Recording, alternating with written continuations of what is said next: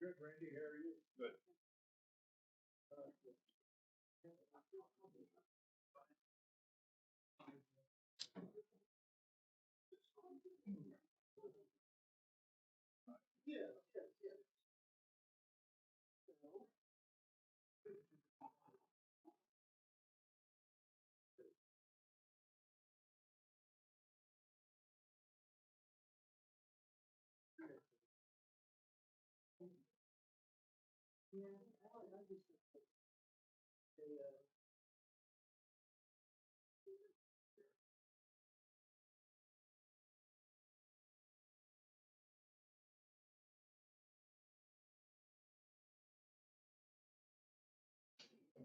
Well, yeah.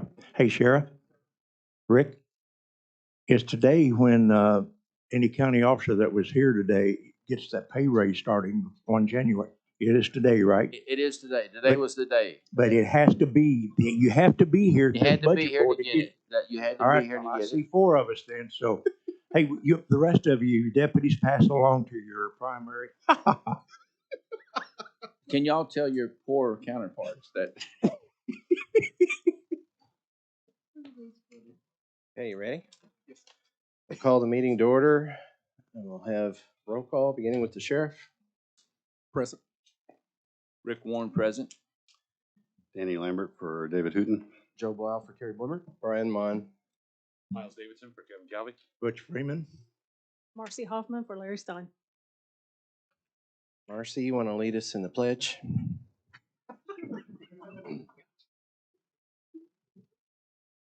Allegiance to the flag of the United States of America, and to the republic for which it stands, one nation, under God, indivisible, with liberty and justice for all.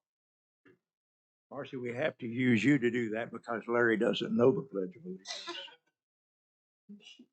Okay, Mr. Wilkerson.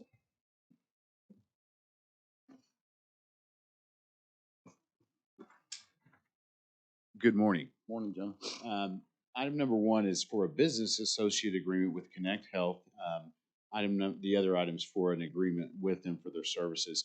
This is a standard business agreement for the protection of health information. So this is a standard agreement. It just outlines how they use our members' health information and disclose that information for the use of processing medical claims. Motion to move.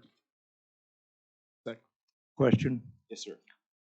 This, we've already got a contract with these people. I mean, are they brand new? Correct. And so Okay. this one's for just a business associate agreement.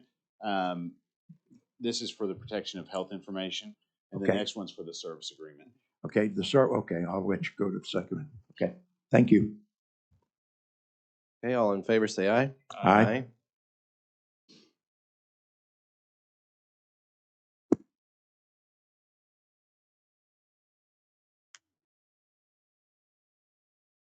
Okay.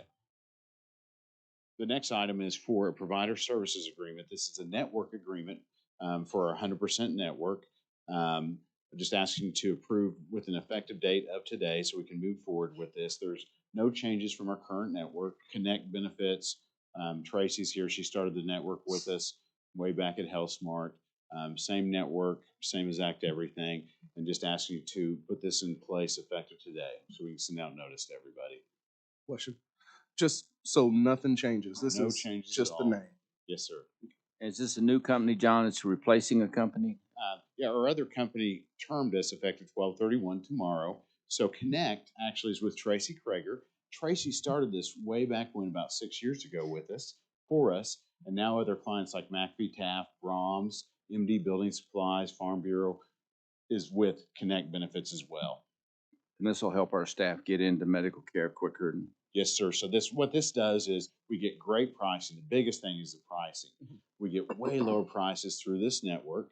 And the good thing is we waive all our members out-of-pocket costs if they go through this network. This is our biggest cost saver around. Because every time, even though the member doesn't pay anything, we still save money because they avoid more expensive services at other providers. Make a motion to approve. All in favor, say aye. Aye. Any We're still number one though, right? On your list, Brahms and all those others behind us, right? Oh, that's what I love to hear. Any citizens to speak? The board comments, Marcy? None? Butch? Our first half today is due and, we got pretty well run over on Monday, but so far today it's gone kind of quiet. It'll be busy, I'm sure, as the day goes on. Couple things. Happy New Year to everybody. Have a safe New Year. And if I recall reading correctly, it's somebody's anniversary today. That was yesterday, 53 years. Me and my wife been married. That's monumental. Nobody could put up with Rick Warren for 53. I have to lie a lot. Joe? Happy New Year to everyone. Any? Happy New Year. I'm gonna take a little longer. I'd like to thank everybody for this last year. I know with the virus, it was a rough year on all of us. I'd like to thank Tommy Johnson as our sheriff. For 1 year now, he's been a shining light for us and a blessing to us. I'd like to thank Carrie, Brian, and Calvin as county commissioners this year. As rough as it's been with CARES money and everything we've had to do and the arguing and fighting, we work together as a team. We're blessed to have them as our leadership and county commissioners. I'd like to thank Butch Freeman for his leadership, his experience. He is the anchor of the county as far as I'm concerned, and it is a blessing to work with you, Butch. Larry Stein has been here a long time, second place to my good friend Leonard Sullivan, who we miss dearly in Leonard's passing. But Larry has done a fantastic job. I would say he's the best assessor in the United States. What he's done to that office is unbelievable, and I wish I could get all the technology that he has done. And we're striving for that. David Hooten, he's a true manager. He's managed his office with experience and leadership of a young man that is going places. You know he's running for the treasurer of the state, and I wish him the very best. I would like to thank each and every county employee for all they've done this year, for all they've gone through, for all the struggles. The sheriff's office, out to juvenile, what she has done out there is truly fantastic. I'd like to thank my staff during the COVID virus. They were there every day, 8 to 5, seeing to it that the citizens got what they needed for protection. If they needed a VPO order, some of them needed a marriage license. It wasn't always sad. I would like to thank each and every one of them for what they provided. They never blinked. They showed up to work every day, and God bless them. God bless Oklahoma County. Sheriff, you want to follow that? I think it'd be too hard to do that. No comment. All right, Rick, and we thank you for your service too. Okay, any others? All right, is there a motion to adjourn? Second. All in favor, say aye. Aye.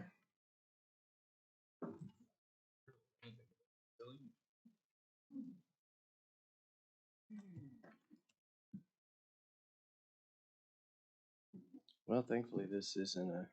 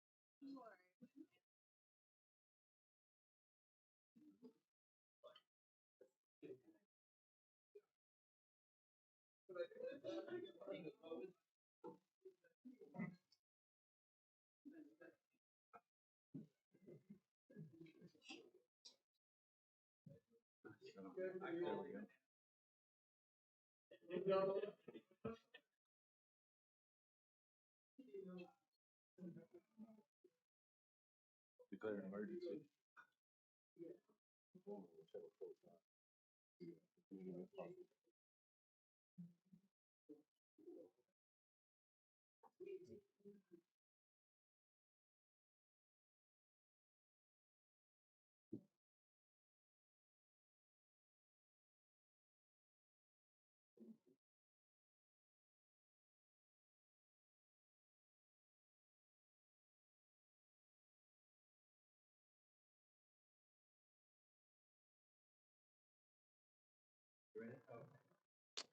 All right, I'll call this meeting, a special meeting of the Board of County Commissioners together. We'll do roll call. Joe Blau for Kerry Bloomer. Miles Davidson for Kevin Kelly. Brian Mon present. It was properly posted on December 28th. I'll lead us in our prayer and pledge.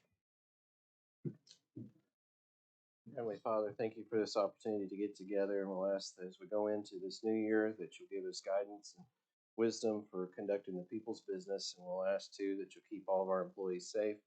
During, in particular, all these frigid temperatures that we're anticipating will keep our public safe and the infrastructure safe so that we can manage to get through and continue to do our lives as normal. In your name, amen.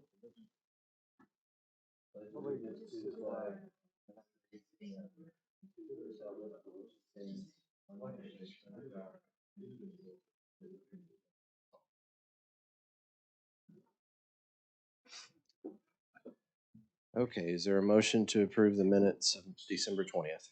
So moved. Second. All in favor say aye. Aye. There's a small consent docket. Motion to approve consent. Second. All in favor say aye. Aye. And item 3.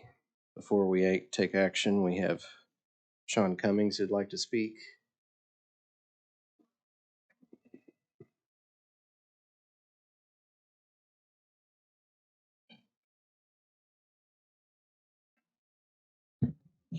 Good morning, everybody. It's a little concerned after that last meeting that we think COVID is over because we had the most infections reported yesterday ever in the history of COVID. So let's go ahead and start with that one.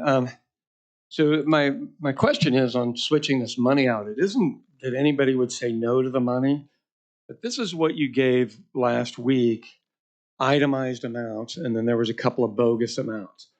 And then this week we get a non-itemized amount up to $250,000. Now this may explain why the jail doesn't make money, doesn't know where money is, whatnot over the years.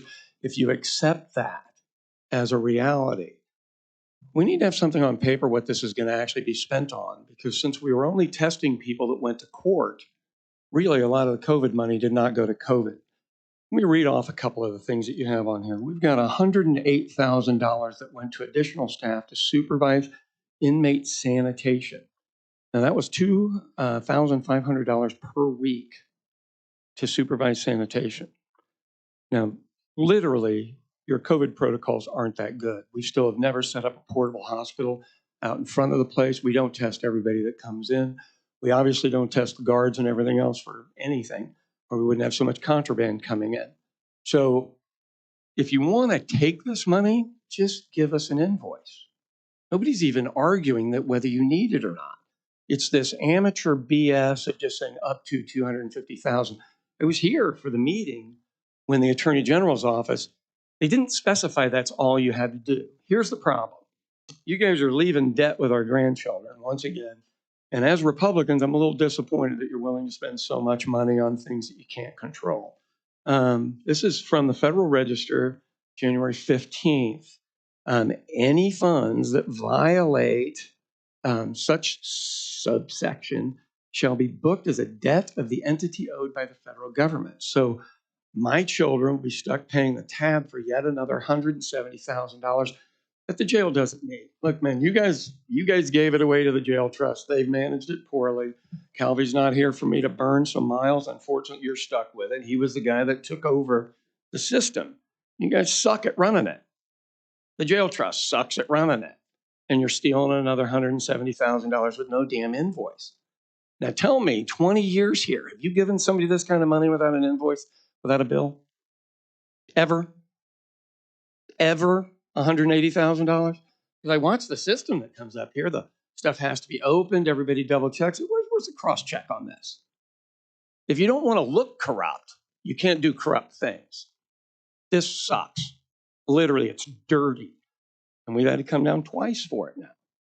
So I would appreciate a no vote until I can see what this money is actually going to be spent on. Because it hadn't been spent on COVID in the jail before.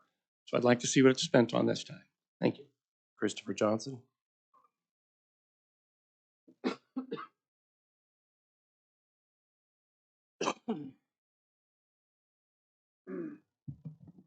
Good morning. Again, this keeps coming up with this money that one was uh, stolen. Emails between Calvi and Miss Everest on how they're going to commit racketeering that were made public. Nothing was done about it.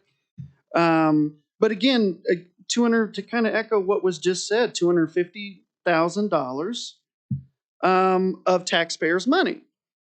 There's no itemized list, and that's federal money. I used to work for the federal government, okay? And the government wants to know where the hell every single red cent goes to, from the Pentagon all the way down.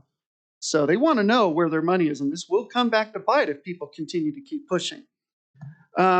Again, you talk about COVID. There's always this false narrative that everything is sunshine and rainbows in Oklahoma County. There's absolutely no testing unless you go to court. Now, COVID does not care if you're Republican. It doesn't check your voter registration card. There's not an invisible force field if you're in the jail that COVID goes, no, I can't infect somebody. Okay, I've lost about 3 people that I've known for 20 years to this virus that were all pandemic Trumpers, and they're all dead now. So we need to stop playing games with this. We need to look into immediate testing. But we need an invoice. We need to know where this money is going to. Because again, it was gotten corrupt through corrupt means. So with this, a no vote, I humbly ask for all 3 county commissioners, the one here and the 2 that are not here, to resign effective immediately, because dealing with all of this stuff, dealing with taxpayers' money, you guys get paid 6-figure salary. And if I'd worked the way you worked, I would have gotten fired already and potentially went to jail. And I would again love to thank the people of this county, the average folk and the activists, for fighting the powerful. They want to thank everybody, but it was us that made them give back the money that went to some of the people. It was a lawsuit, it was protests, it was shutting down this building or the second floor. That's what caused it, because if we weren't here, they would have gotten all of that $40 million. Mark Falk.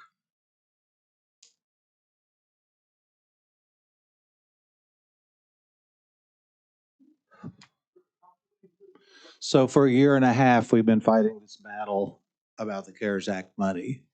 41,000 that was to be stolen from the taxpayers. We're at the end of the year. We snuck in this one little meeting 2 days before 2021 is over. I feel like this is a test run to see how brazenly and how easily you can get away with stealing more money so you can steal the 155 million in 2022. That will not happen. That will not happen. Oklahoma County will not approve a bigger jail. They will not approve and they will not allow you to steal the money that belongs to the citizens, federal money. This is not county money. You have a list that literally $250,000 and it's listed as, let's see, COVID-related expenses, including but not limited to sanitation, testing, PPEs, etc. What the hell is etc.? Where, as both of my former speakers have said here, where is the list of itemized expenses? What are you spending this on? This is not your money.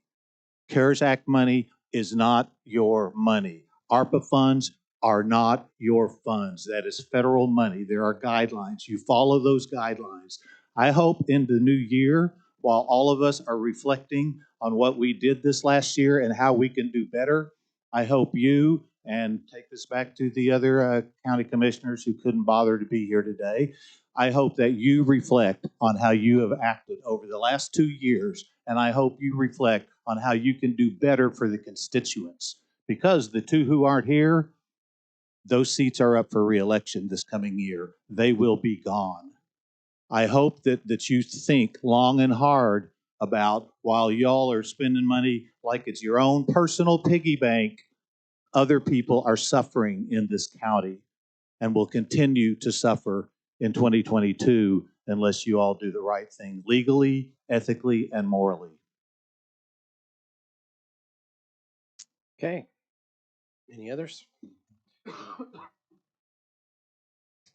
Mr. Williams, I see you're here today. Do you have anything? Did you want to talk? There are. Can you come forward? Thanks, Greg.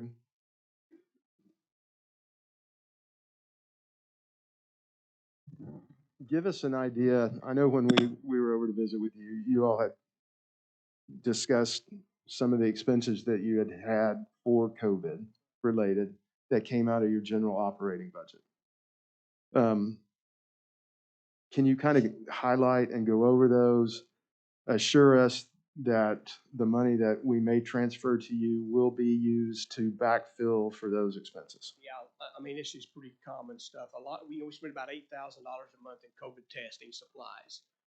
And with that, we've increased our contract with our food service provider for additional sanitation on equipment and trays and those kind of things. We also increased our contract with Turnkey to provide the medical staff to do those COVID tests and to get those COVID results and to log those results and to do all the things that are related to that COVID testing and getting those people to court once they are COVID retested. We've increased the number of masks that we buy, all the PPE masks and gloves and all the things that are related with that. We buy chemical. We missed the jail with an antibacterial chemical, those misting supplies. And again, we have staff that are full-time that's really pretty much all they do is spray that jail and do those misting kind of things. So it's those kind of things that we use the money for. And Danny, can you go over, it says not to exceed 250. When I spoke with you yesterday, I think the number is 164. Is that correct? What, I'm sorry. I've got it here. It's 164, 171, 76. Okay, and of that 164, there was some concerns. We had set aside some money for, I think BET had recommended setting aside, and Budget Board did so, if I remember correctly, setting aside some money that we still had for future COVID-related healthcare costs that we haven't received yet. Is that correct? And then my understanding was that there was also some other costs related to the healthcare of our employees that Mr. Wilkerson was expecting. Does this 164 include those that we don't have as of yet? So in other words, what's still out there beyond what we've set aside, based upon John's estimate, we'll be able to cover. Yeah, John provided an estimate of the 250,000 for the rest of the year. That's been earmarked, that's been set aside, which factors into the remaining 164,000. Yes. Okay. You got anything? I don't. If there's no any further questions, I'll make a motion to transfer $164,171.76 to the jail trust or the Oklahoma County Criminal Justice Authority. And before I do that, just because this money is transferred over does not mean that it will necessarily be spent, because the jail trust is now on the hook for ensuring that these expenses meet federal guidelines. Is that correct? And if the money is not spent, then it would, like other funds, come back to the county. Is that correct? That is my understanding. Okay. And then just one last thing. As you all know, my boss has long been a proponent of the budget board taking a look at these things. However, given the time constraints, I wish it had been done this time.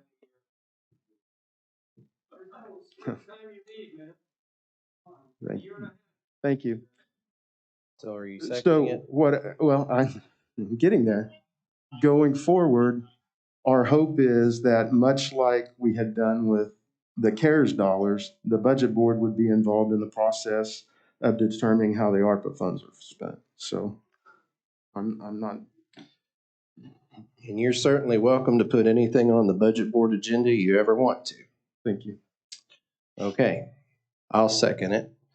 Any other discussion? All in favor, say aye. Aye. Thank you. Item 4, this is just what we approved from the budget board. Move it. Second. You have something else to say? Just something to add, if you'll make this the approval effective today, make the agreement effective when you approve it. Okay, amend my motion to approve effective today. I'll second that. All in favor, say aye. Aye. I guess the same for item 5. Same motion. Second. All in favor, say aye. Aye. Okay, District 1, No thanks. comments? 3. No, thank you. Happy New Year, everybody. Any other citizens to be heard? Is there a motion to adjourn? So moved. Second. All